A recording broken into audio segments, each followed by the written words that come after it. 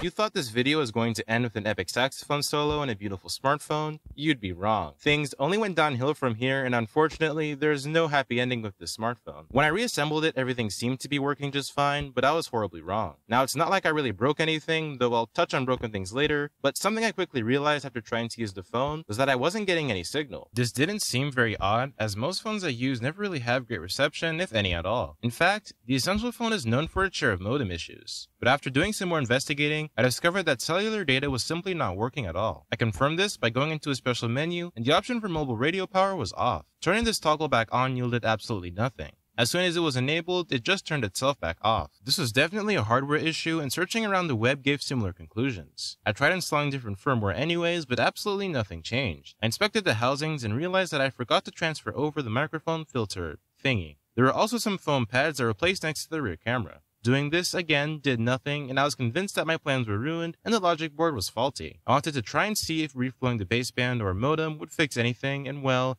let's just say it made things infinitely worse. I only found out later, but I didn't use enough heat and heated it up for way too long. Unfortunately, the board didn't like my incorrect reflowing duration and temperature, so it decided that breaking itself was only polite to return the favor. I'm not entirely sure if this chip is a goner or if there's a short with the pads. What I do know is that I'll probably end up making things even worse, so for now, the board is fried. It's a shame this restoration went south, but at the end of the day, I learned my lesson, and in the future, I'll triple check the correct procedure when it comes to these kinds of operations. It won't be too difficult to find a donor device to rip the board from if I can't repair the fried one. If it turns out that it is indeed fried, I wonder if it's possible to just swap the modem with another one, but at that point I might as well just find a new board. Anyways guys, hopefully you enjoyed the video. Don't forget to leave a like and make sure you're subscribed and have notifications enabled for more quality tech videos. If you have any questions or suggestions, let me know down below in the comment section and I'll do my best to get back to you. Anyways, thanks for watching and I'll see you later.